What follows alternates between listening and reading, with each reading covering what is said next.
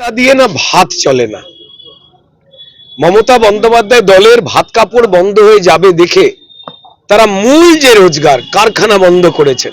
আমরা একটাই কথা বলছি, রোজগার চাই বিজেপি তাই, কলকারখানা চাই বিজেপি তাই। বেকার যুবকদের শুধু ভাতা নয়, তাদের কর্মসংস্থান চাই, তাদের হাতের কাজ শিখিয়ে স্বনির্ভর করা চাই বিজেপি তাই। মহিলাদের সম্মান চাই, আমরা লাখপতি দিদি প্রকল্প চালু করতে চাই বিজেপি তাই।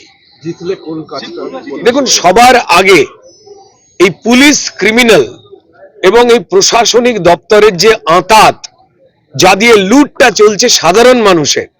সামান্য বৃষ্টিতেই আজকে হাওড়া রামরাজাতলা চত্বর, আমি আজকে বাল্টিকৃতে রয়েছি, সেই গলিগুলো ভেসে যাচ্ছে। এমনটা তো হওয়ার কথা ছিল না। সবার আগে নিকাশি ব্যবস্থার সমস্যা কি করে করা যায়, অপরিকল্পিত রাস্তা, ক্ষতবিক্ষত রাস্তা, ড্রেন যেটা রোগের উৎস, ময়লা পরিষ্কার, সেইগুলোর দিকে নজর দেওয়া, এবং অবশ্যই ভাবে এই ক্রিমিনালদের যে ঘেরাটোপ, মানুষকে কথা বলতে দেব না, ড্রাগ বেচবো, নেশার বস্তু বেচবো, যুব সমাজকে শেষ করে দেব। সাধারণ মানুষ এই দাবিগুলো তুলেছেন।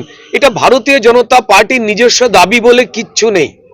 আমাদের দাবি অন্ধকার মুক্ত করা এবং মানুষের কথা মেনে মানুষ যে বার্তা পাঠাচ্ছেন সেইটাই পরিষ্কার আমরা তুলে ধরছি।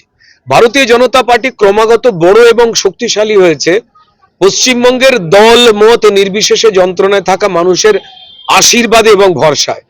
এবং তাই যে বা যারা প্রার্থী দিয়েছেন এখানে, তৃণমূল কংগ্রেস তার প্রার্থী এখানে যিনি এমএলএ ছিলেন, তার বিরুদ্ধে শতাধিক অভিযোগ, অর্থনৈতিক দুর্নীতি, তোলাবাজি, তার জন্য প্রার্থী করতে পারেননি।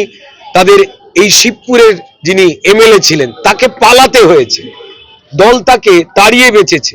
তার বদলে যাকে নিয়ে এসেছেন আমিনা, তিনি বালির বিধায়ক ছিলেন, তার বিরুদ্ধে প্রচার করছেন তার দলেরই নতুন টিকিট পাওয়া কৈলাস মিশ্র। তিনি বলছেন এর আগে আমাদের তৃণমূলের বিধায়ক বালিতে যা অপকর্ম করেছেন, যা কাজ করেননি মানুষের, তার জন্য আমি ক্ষমা চেয়ে প্রচার শুরু করছি।